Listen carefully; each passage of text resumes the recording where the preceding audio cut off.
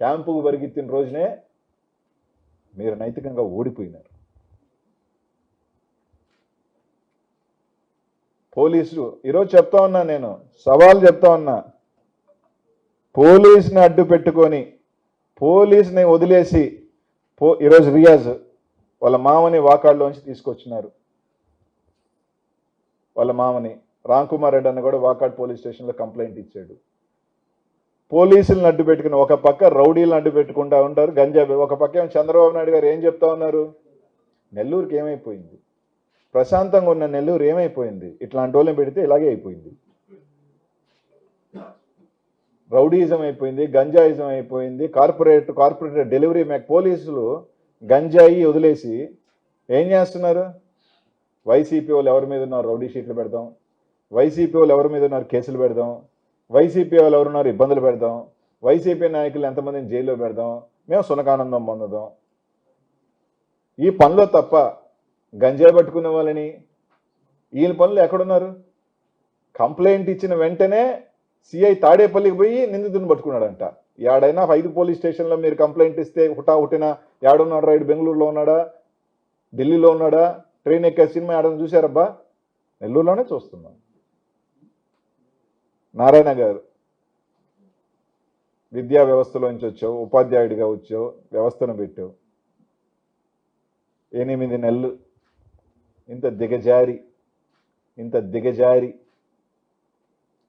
ఎంతెంత రాత్రి నుంచి అయితే 40 lakhs, మొన్న 25 లక్షలు ఉండింది, స్టేక్ పెరిగింది, ఇప్పుడు 40 lakhs, 5 కోట్ల వర్కులు అంటున్నారు, 10 కోట్ల వర్కులు అంటున్నారు. మీకు ఏం కావాలంటున్నారు? కారెక్కండి. ఇంత డబ్బు 8 నెలలకి ఒక గిరిజనుల్ని మా పార్టీలో లేకపోయి ఉండొచ్చు. ఎందుకు చెప్తున్నానంటే ఈ మాట, అగ్రవర్ణాలకి, బీసీల్లో కొన్ని కులాలకి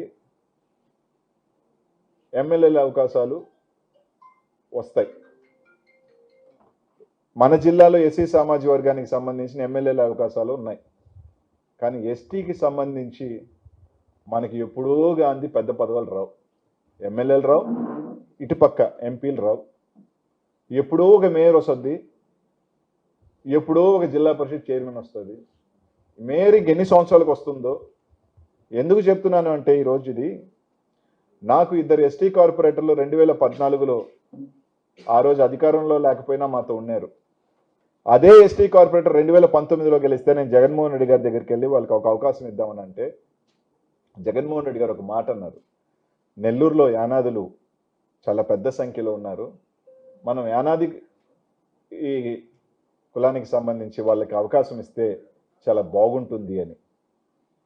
ఆ రోజు జగన్మోహన్ రెడ్డి గారికి మాట కట్టుబడి మాతో ఉన్న కార్పొరేటర్లను కూడా లేదు, మనం ఆ వర్గానికి మనకి ఇస్తే బాగుంటుంది అని చెప్పి ఆ రోజు ఒక వ్యక్తిని చేయడం జరిగింది. ఈరోజు పార్టీ లేదన్నా కానీ ఈరోజు ఉండొచ్చు, పోవచ్చు, ఇంకొకరు ఈ పార్టీలో ఉండొచ్చు, ఆ పార్టీలో ఉండొచ్చు రాజకీయాలు. కానీ రాజకీయ వ్యవస్థలో ఒకరిని ఎదిగే అవకాశం వచ్చినప్పుడు 5 సంవత్సరాలు కూడా వాళ్ళని ఆ వర్గాన్ని కూర్చోబెట్టనీయకుండా 8 నెలల్లో మీరు అధికారంలో ఉన్నారు, మేయర్ కూర్చుంటే ఏముంది, దించితే మీకు ఏముంది, దానివల్ల నష్టమేముంది? ఆ సామాజిక వర్గానికి ఒక అవకాశం వచ్చింది, 5 సంవత్సరాలు ఉంచి వాళ్ళు కూడా 5 సంవత్సరాలు మాకు కూడా ఒక రాజ్యాధికారం వచ్చింది అని చెప్పుకునే అవకాశాన్ని మీరు ఎందుకు తీసుకుంటున్నారు? 8 నెలల వల్ల మీకు ఏమొస్తుంది? మీరు ఉంచినా మాకేం నష్టం లేదు, వైసీపీకి ఏం కాదు ఇక్కడ, ఎందుకంటే వీఆర్ నాట్ ఇన్ పవర్.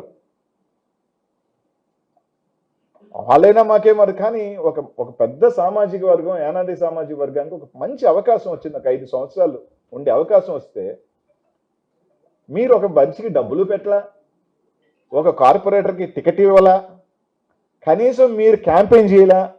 మీకు ఏ సంబంధం లేదు. ఒక కార్పొరేటర్లో ఎవడో పొలం దున్ని మొత్తం వండుకొని మొత్తం పండించి అంతా తీసుకుని కొట్టేసినట్టు కొట్టేసుకొని అధికారాన్ని పెట్టుకొని దౌర్జన్యం చేసి లాక్కోపోయి దానికి సునకానందం పొందుతూ దాన్ని మళ్ళీ మేము లాక్కెళ్తున్నామని చెప్పి ప్రచారం చేసుకుని సిగ్గు చేటైన కార్యక్రమం చేస్తున్నారే. నారాయణ గారిని అడుగుతా ఉన్నా, ఇదే మీ పెద్ద మనిషితనం సార్? మీ స్థాయి ఇంతకి దిగజార్చుకున్నారా మీరు? మాకేం నష్టం, వైఎస్ఆర్ కాంగ్రెస్ పార్టీకి ఏం పోయిందేం లేదు. ఇక్కడ మేము గెలిచినా ఒకటే, లేకపోయినా ఒకటే, మాకు నంబర్స్ లేవు. కానీ నెల్లూరు నగరంలో మీరు దిగజారిపోయినారు. మీ క్యారెక్టర్ మొత్తానికి నష్టపోతుంది ఎవరంటే ఇద్దరే, ఆర్థికంగాను పాపం డబ్బులు తీసి ఖర్చు పెట్టిన దానికిను ఒరే వీళ్ళు పెద్ద మనుషులు అనుకున్నామే అని చెప్పి బజారు పడిన వాళ్ళు కొరవాళ్ళందరూ నాకు తెలిసి ఎంతో కొంత ప్యాకేజో రకరకాలు అసలు వాళ్ళు మెయిన్ వాళ్ళు ముట్టుకుంది దళారు వ్యవస్థ ఉంది. మళ్ళీ మేమున్నాం మేమే సెట్ చేస్తాం. ఆ దళారు వ్యవస్థ బాగానే ఉంది, పుష్కలంగా ముట్టిందంట, వాళ్ళకి ముట్టిందంట, పాపం వాళ్ళకి బొక్క పేరు బొక్క. కాబట్టి ఒకటేమైతే మేము చెప్తా ఉన్నాం, మా 11 మంది ఉన్నారు, ఇక్కడే ఉన్నారు. మా కామాక్షమ్మ ఇంటికి కూడా పొద్దున్న నుంచి పాపం ఫోన్ మీద ఫోన్లు నానా. అసలు అన్నిటికన్నా దారుణమైనది ఏంటంటే, ఇది నారాయణ గారికి చెప్తా ఉన్నాను, పోలీస్ వ్యవస్థకి చెప్తా ఉన్నాను, చంద్రబాబు నాయుడు గారు కూడా చెప్తా ఉన్నాను సార్. ఇది చంద్రబాబు నాయుడు గారు నెల్లూరుకి ఏమైపోయింది బాధపడిపోతా ఉన్నాడు.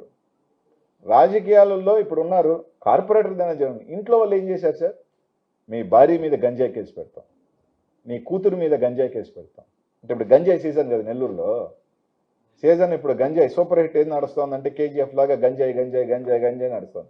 ఎవరైనా పట్టండి గంజాయి కేసు, మీ భార్య మీద గంజాయి కేసు పెడతాం, నీ బిడ్డ మీద గంజాయి వేస్తాం. అంటే పుట్టిన బిడ్డలు ఏం చేసినారా? మీరు ఏం చేసినారా కుటుంబానికి? మీరు టికెట్ ఇచ్చారా? మీరు డబ్బులు ఖర్చు పెట్టారా? ఏమి ఇచ్చారు?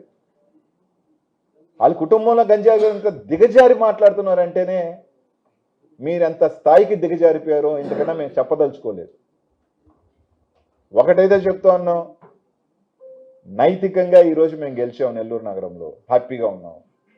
మేయర్ గెలుస్తుందా దించుతుందా అది మాకు నోవేర్ కన్సర్న్డ్. మా పార్టీ కాదు ఆమె, యాజ్ అన్ అపోజిషన్ పార్టీ మేము వెళ్ళాలనుకుంటే వెళ్తాం, నిరసన తెలిపాలంటే తెలుపుతాం, వస్తాం, అది వేరే సంబంధం. మా పార్టీలోకి రావాలనుకున్న వాళ్ళు వచ్చినా ఆహ్వానిస్తాం, తప్పదు, అది నిరంతర ప్రక్రియ. రాజకీయాలలో మేము అడుగుతాం ఎందుకురా నాయన అని. బాధపడిన వాళ్ళు, ఆడ ఉండలేని వాళ్ళు, ఇమ్మడలేని వాళ్ళు వస్తారు. పోలీసులకు కూడా సార్, ఆ గంజాయి వాళ్ళు మర్డర్స్లు వాళ్ళు చాలా మంది తిరుగుతూ ఉన్నారు. వాళ్ళని వదిలేసి వాకాడికి వెళ్ళి వాళ్ళని తీసుకొచ్చి పోలీసులు బెదిరించి డెలివరీ సిస్టమ్ మానుకోండి మీరు.